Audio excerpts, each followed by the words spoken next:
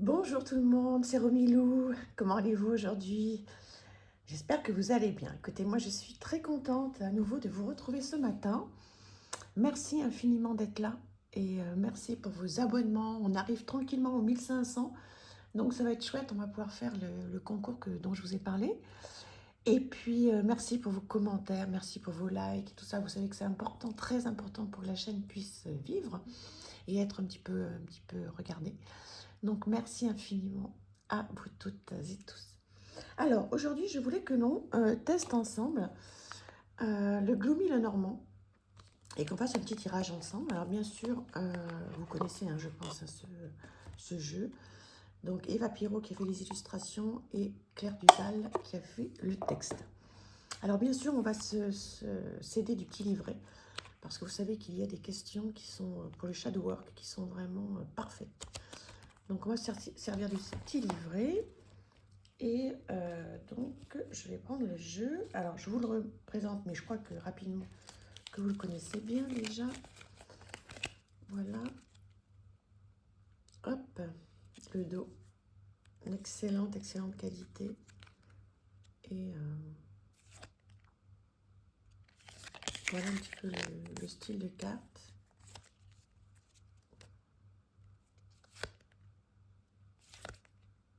Chouette, hein?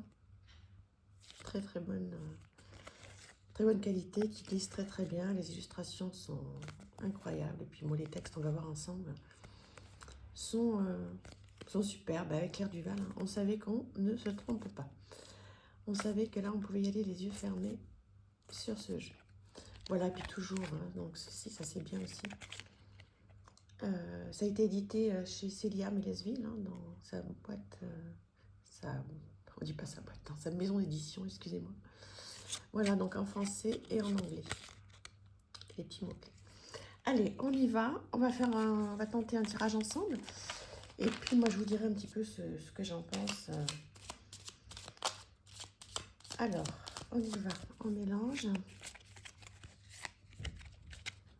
On va prendre une carte. Donc, cigogne. Et la dame. Alors, on va aller voir directement, si vous voulez, ce que propose Claire.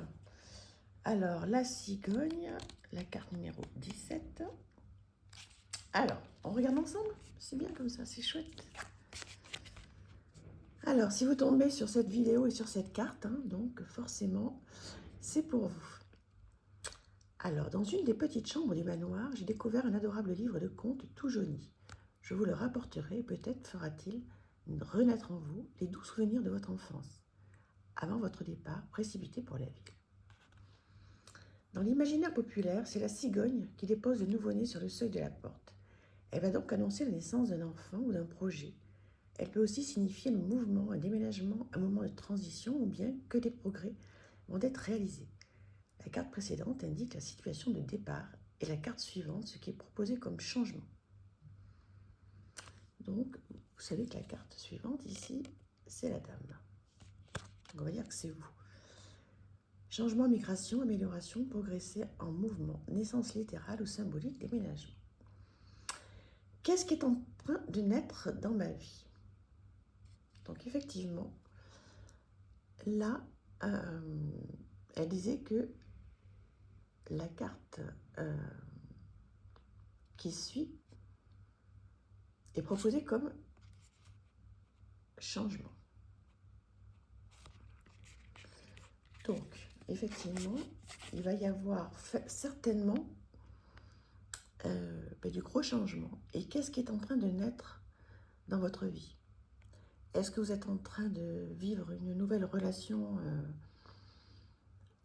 affective dans votre travail? Est-ce que... alors, pour tout ça, évidemment, ce que je vous propose, c'est de prendre un carnet, un joli carnet, un crayon et de faire du journaling.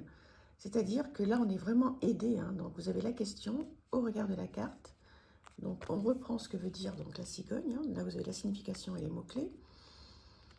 Et au regard de ce que ça veut dire, vous écrivez. Qu'est-ce qui est en train de naître dans votre vie? Qu'est-ce qui est nouveau ou renouveau? Ça peut être quelque chose, un projet qui avait été abandonné, que vous reprenez. Ça peut être, voilà, effectivement, le changement d'un appartement. Ça peut être matériel comme affectif. Ça peut être dans la matière ou même spirituel. Peut-être que vous êtes en plein changement, justement. Voilà, au regard de ce que vous ressentez, de vos émotions, vous sentez qu'il y a quelque chose de plus fort que vous, qui vous êtes attiré par les jeux, les oracles, les tarots, par tout ce qui est ésotérique.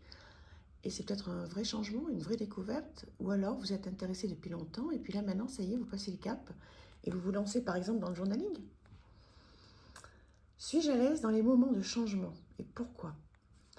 Donc effectivement, ça c'est vraiment une très très bonne question. Il y a beaucoup de personnes qui sont perturbées dès qu'il y a quelque chose qui bouge dans leur vie. Des gens qui ont besoin, et c'est très sain aussi, hein, d'avoir des rituels, d'avoir une routine, entre guillemets, hein, c'est pas péjoratif du tout, et qui arrivent à être bien et uniquement bien lorsque les choses se répètent chaque jour. Et, euh, et quand il y a des gros changements, même des petits, des fois ça les perturbe énormément. Donc est-ce que vous êtes à l'aise avec les changements justement ou pas? Et pourquoi? Donc si vous êtes très à l'aise avec, bah, effectivement c'est que vous aimez quand ça bouge, vous aimez quand ça a du rythme, vous en avez besoin, etc. Pourquoi vous avez besoin de ça? Pourquoi vous avez besoin que ça change sans arrêt? Pourquoi vous n'avez pas envie de vous poser? Parce que c'est ça le travail de l'ombre aussi, hein. C'est pas uniquement écrire oui j'aime le changement parce que j'aime bien que ça bouge. Pourquoi vous aimez que ça bouge? Qu'est-ce que ça va chercher chez vous? C'est parce que tout ce qui est immobile, tout ce qui est une vie pépère, tranquille, ça vous ennuie, vous avez peur de vous ennuyer.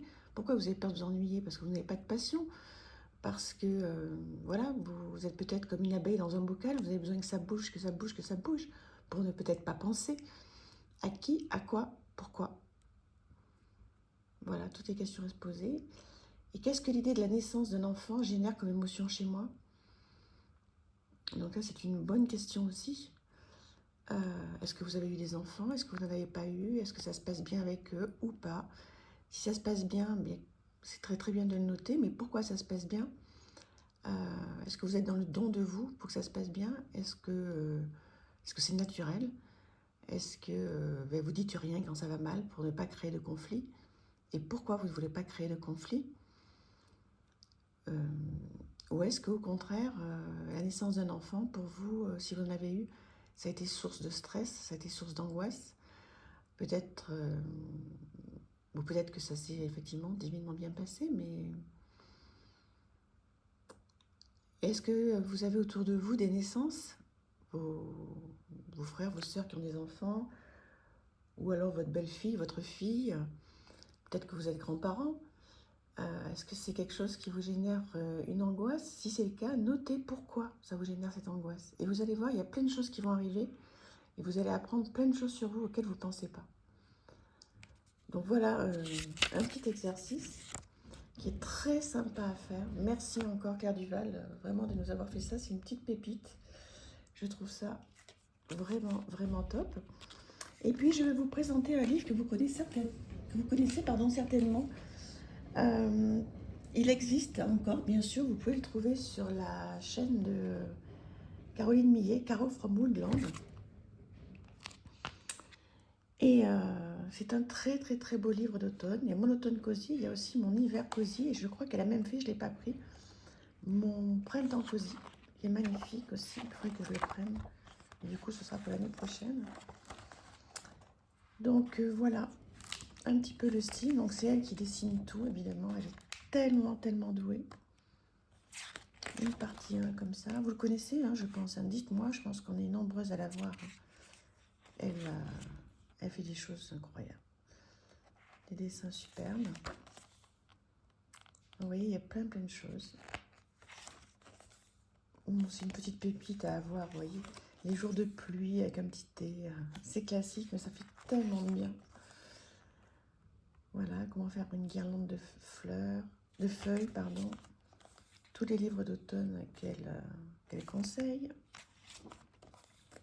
Voilà, vous pouvez noter vos livres à vous. Après, je trouve que c'est un petit peu dommage d'écrire dans ce très très beau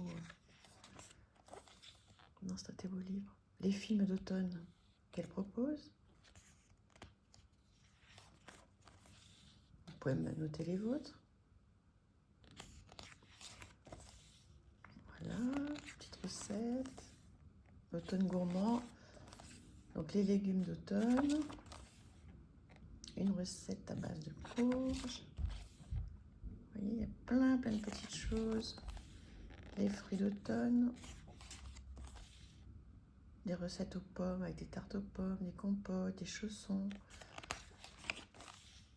Comment on fait une compote, une tarte aux pommes.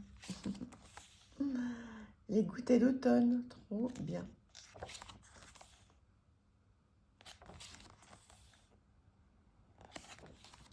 Voilà, qu'est-ce que vous en pensez de ce livre? Dites-moi, vous l'avez ou pas?